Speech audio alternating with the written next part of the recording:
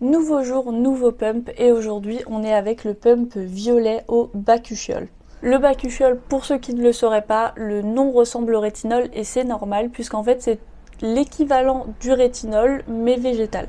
Le rétinol c'est complètement synthétique et c'est créé en laboratoire alors que le bakuchiol au contraire lui il provient des plantes et il est de plus en plus populaire comme ingrédient dans les soins pour la peau puisqu'il est toléré par bien plus de peau que le rétinol, notamment sur les peaux sensibles qui ne peuvent pas utiliser du rétinol parce que c'est beaucoup trop irritant, abrasif.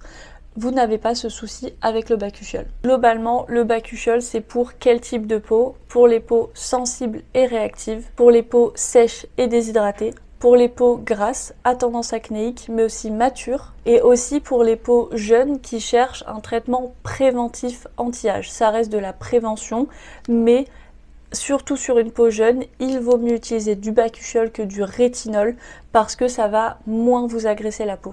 Au niveau de ses bienfaits principaux, premièrement et le plus connu et celui pour lequel il est le plus utilisé, l'effet anti-âge. En fait, ça va venir stimuler la production de collagène, ce qui va forcément réduire l'apparence des rides et des ridules et prévenir toutes les prochaines qui arriveront. Sachant que le collagène, c'est ce qu'on perd tous les ans à partir d'un certain âge, globalement entre 18 et 25 ans en fonction des personnes. Tous les ans, vous perdez 1 à 5% du collagène que vous avez dans la peau. Et sauf que le collagène, c'est vraiment ce qui va être là pour avoir une peau lumineuse, rebondie, éclatante. Donc quand vous perdez du collagène, vous avez les rides qui apparaissent, la peau qui s'affaisse, des taches. Donc le bakuchiol, ça peut être là pour stimuler la production du collagène. Il va aussi avoir un effet anti-acné, notamment en régulant le sébum et en ayant un effet anti-inflammatoire, ce qui va forcément limiter l'apparition des boutons.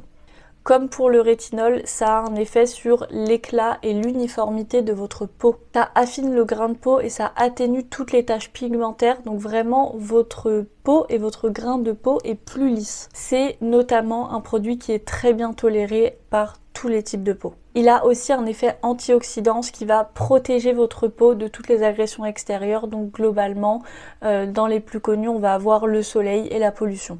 En résumé, pour vous faire une petite comparaison entre le bakuchiol et le rétinol pour que vous compreniez vraiment quels sont les bienfaits de ce produit-ci. Pour le rétinol, on a fréquemment des irritations, on le sait, ça fait partie du package avec le produit, alors que pour le bakuchiol, c'est très rare. Également, le rétinol, ça a un effet photosensibilisant, ce qui n'est pas le cas du bakuchiol.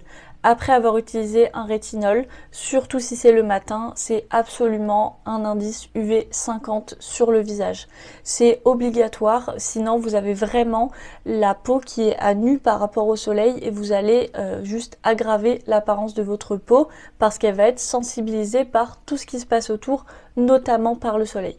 Et on sait que le soleil, c'est un des pires effets justement pour l'âge. Pour les femmes enceintes, le rétinol n'est absolument pas recommandé, alors que le bakuchiol, au contraire, en général, vérifiez toujours avec votre médecin, mais en général, tout va bien. Après, au niveau des résultats, le rétinol a des résultats plus rapides, mais avec plus d'effets secondaires, alors que pour le bakuchiol, vous aurez moins d'effets secondaires, mais on va avoir un résultat plus progressif sur du plus long terme. Donc, en gros, vous cherchez un effet anti-âge, mais vous voulez pas utiliser du rétinol parce que c'est trop agressif pour votre peau, c'est le pump violet qu'il vous faut.